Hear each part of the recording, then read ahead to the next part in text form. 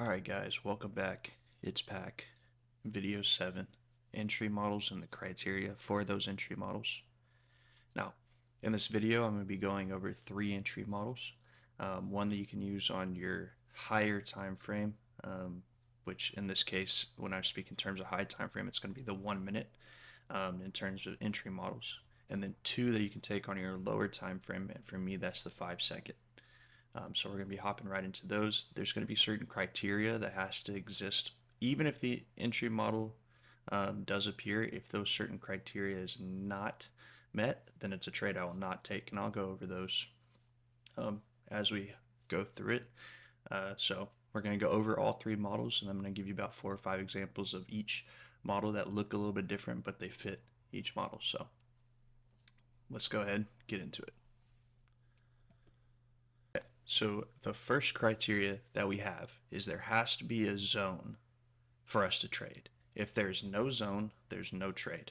Very simple. If that criteria is not met, if you're just taking out in the middle of nowhere, there's no zone for you to take, do not take the trade, even if the entry model appears. No zone, no trade. The second thing that has to happen is price needs to take something first. So what do I mean? Well, in this run up here, even if it's just straight green candles, there's going to be lows of candles in here, what I call liquidity points. Okay, so there might be like a low of a candle there, it might be there, there could even be one here.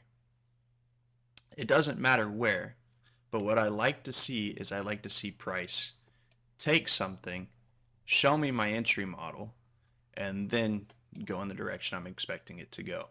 Okay, so it could take this one, you could get one here, boom. It could drop down, you could get an entry model here, boom. You could get one here, boom. And vice versa, there could be liquidity points in here as it's trading back up, give you an entry model to trade down. Okay, so those are the 2 big criteria that have to occur before I'm even willing to take a trade. It has to be in a zone, and we have to take some form of liquidity. Okay, liquidity doesn't have to be a low like this. Okay, it doesn't have to be an obvious low. It could just be a low of a candle. Okay, and I'll show you as we get into the trading models in the actual charts. I'll show you what I'm talking about. So moving on to the 3 entry models, is the first one is our higher time frame model, which in this terms is the 1 minute. And as simple as it can be is we have taken liquidity. I'm just going to draw a line here. Let's just say it was here. We have taken liquidity there at that black line. We put in a valid low by the confirmation of this high, and we trade back in to 50% of whatever candle that may be. So there's going to be some candle, the down close candle or up close candle if we're looking short here, and we're just waiting for price to trade back into 50%. Okay, it's really that simple. We're just waiting for it to trade back in 50%. Now, using this model alone, the 1 minute model, you are going to find times when price does not come down to 50 and just taps the top. So what my advice would be, when in your back testing of this particular model, find an area that it always hits, and that's where you're going to take your trade. Okay, I like 50% just because it keeps my risk pretty tight. But there are multiple times I'll tell you that it only hits the top of the zone there. Okay, so just keep that in mind. This is the same one I have gone over with you guys in the past. All right, so again, there's a down close candle here. We close above it on this high, creating a valid low, and then you're just marking out that down close candle, 50% of that, waiting for price to retrace and go. Again, price is taking something, it's in a zone, and then our model appears. Okay, now when we're dropping down into the 5 second, the low time frame entries, for us, there's an additional criteria that must be met. We must take something, of course, so there must be something taken. We must be inside a zone. But for this entry model to exist, your SNDR entry model, there has to be a shift in structure. There has to be a close above a protected high or below a protected low. And at that point, all you're waiting for is price to trade down into your SNDR, which would be this last swing here. And the moment it taps it, you're taking a trade. Okay? The moment it taps it, you're entering a buy, a market order, and you're longing this. Again, this video, I'm not going to be going over stops. That's going to be in a risk management video. This is purely entry criteria. Purely entry criteria. Okay, so again, we have to sweep something. It has to be in a zone. This one has to give you a shift in structure. And then you're entering on a tap of the SNDR, that shifted structure to the upside. Okay? Again, we're going to go over examples of all of these later in the video. But this is a very, very powerful technique that will give you 5 to 10 points pretty much instantly. If you've done it right, you're going to be in and out in 20 seconds or less. Now, the last entry model is what I call a range breakout entry on the low time frame. So a lot of times we'll have a really quick flush down into a zone, okay? And you'll have your protected high way up here. And so for us to get the SNDR entries model, what would we have to do? We would have to break this high before we can get it. Well, if we break that high and we form an SNDR here, for me, if I'm putting my stops, a lot of the time it's below the entire zone. So this is a really large stop. So I had to figure out how can we get involved without having such a large stop, right? So again, price has to take something. It has to be within a zone. But what you're looking for is a double bottom to occur.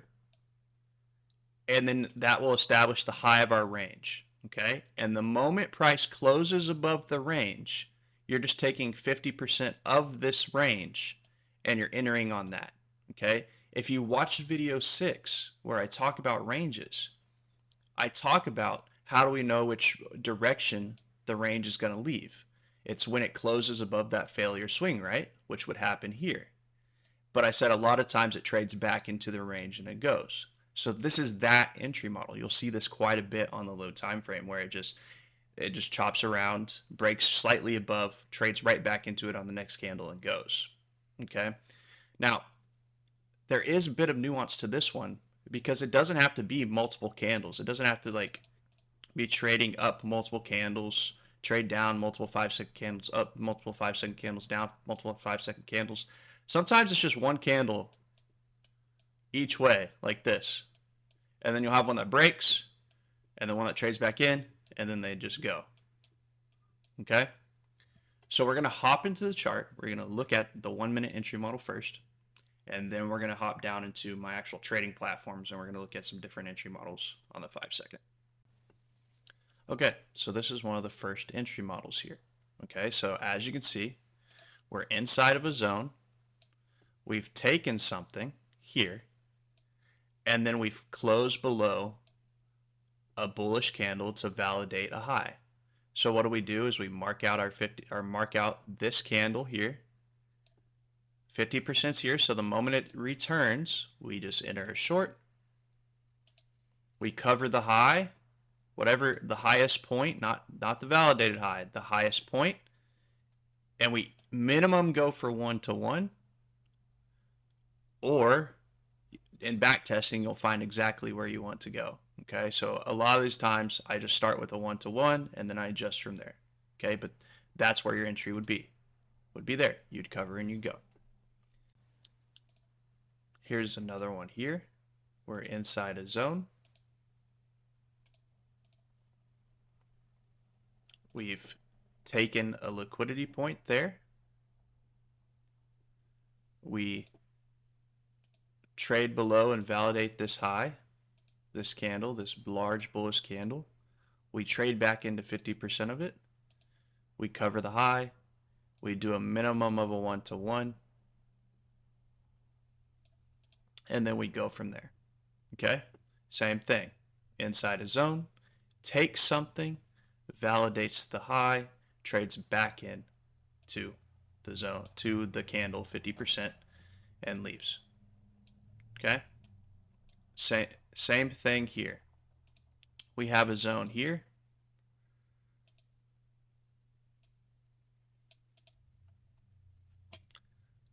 We took something.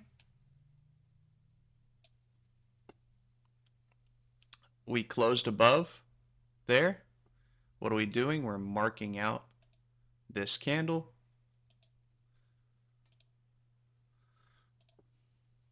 And we're longing here at 50%. And again, what are we doing? We're covering the low. And we're going for at least a 1 to 1. We're covering the low here, sorry. We're covering the low here. And we're going for at least a 1 to 1. And then we move from that direction. Okay? Same thing here. There's a zone to our left. It's just going to be further over. Let me zoom out. It's too far over for me to see. But, oh wait, there it is. Right here. This is our zone to our left.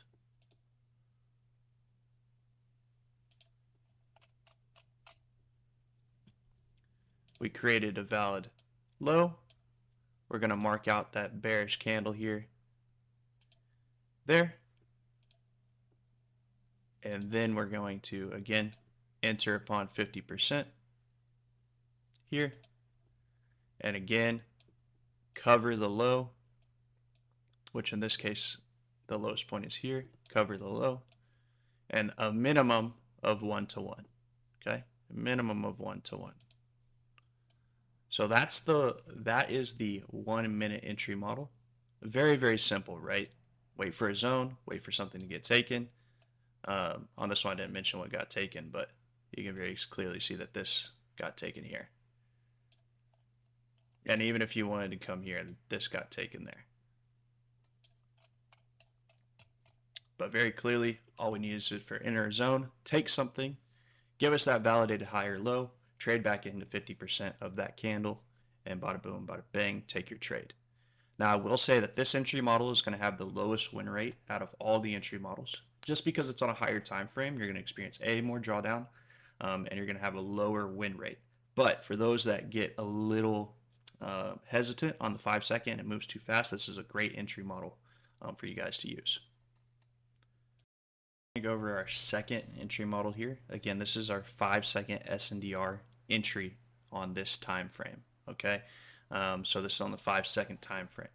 So again, I'm not going to zoom out to the 1 minute on this just because I've already hammered that dead that it needs to take something and it needs to be within a zone, right?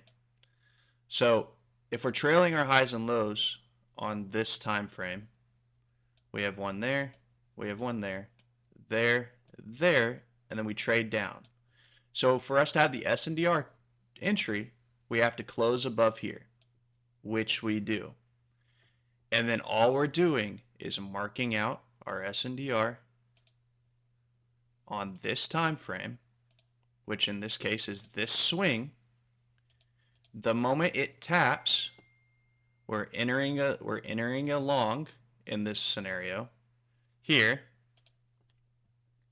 we're covering the low there, and we're doing a minimum of a 1 to 1.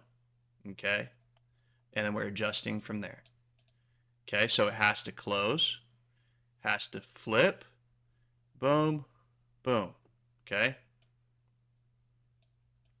let's find another entry. Here's another entry.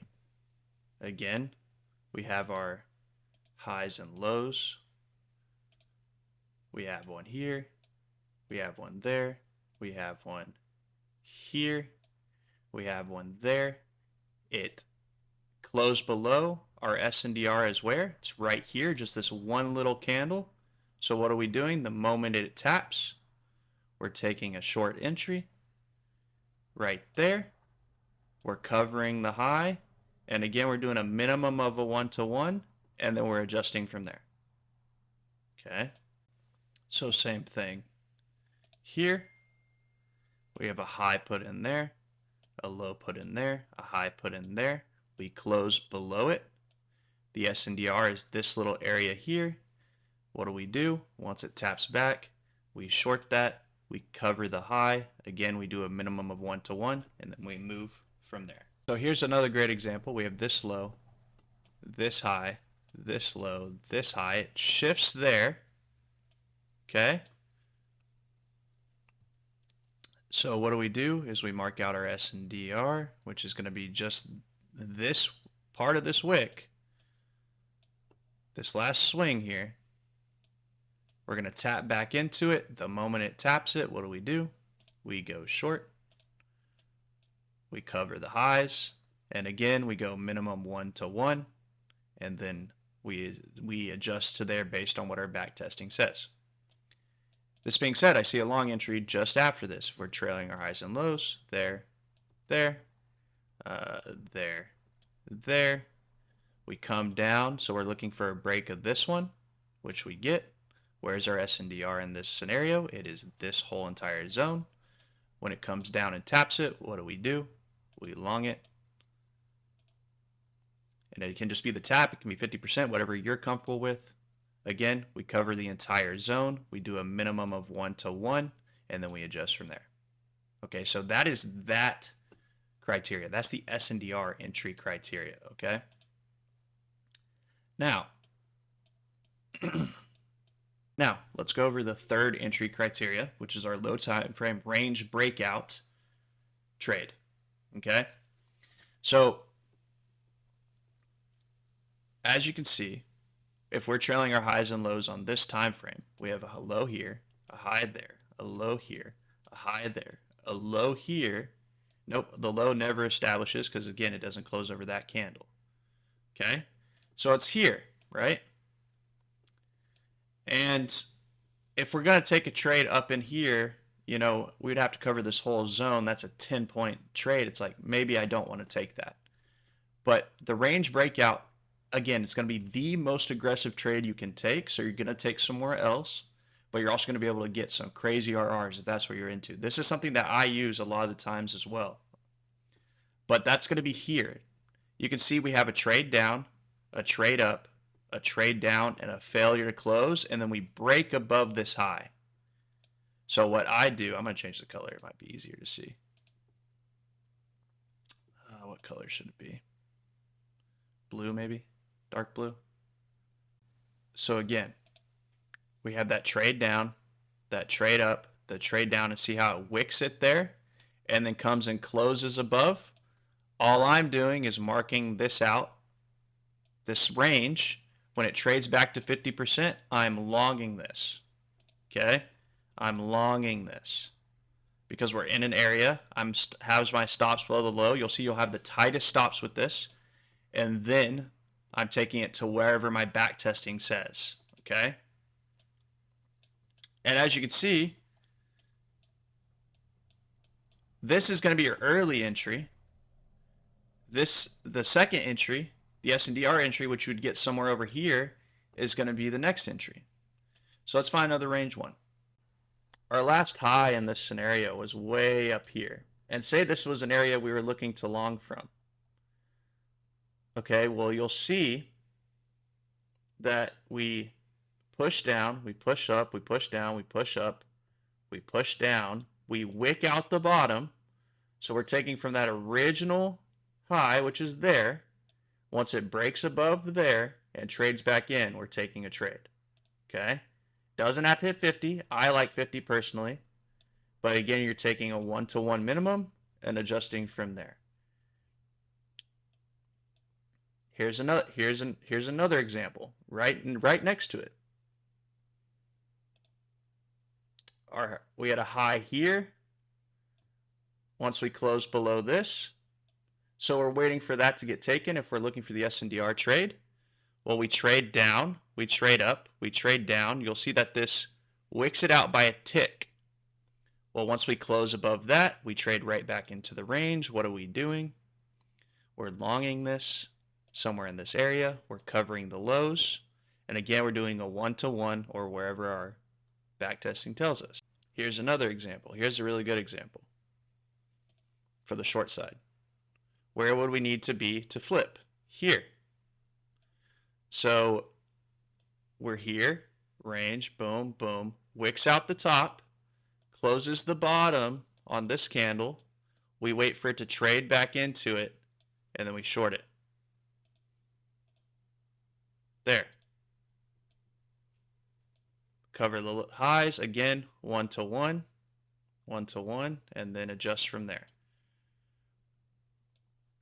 So the criteria is on this one. The only additional criteria on this one is when we're trading down and we have this range forming, I want to see it wick out the bottom, not close, and then go close the high. Okay? If you can remember that, you're going to be golden. So again, guys, make sure you back test all of these trades and these patterns before you use them on live money. Please, please, please do not use live money on something that you do not understand, you haven't back tested a billion times, because you will get wrecked and you will get smoked and lose your accounts, and that's going to be no fun.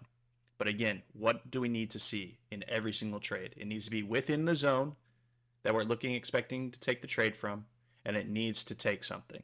Okay? If you can follow those two criteria, you're gonna move a lot quicker. See you guys in video 8.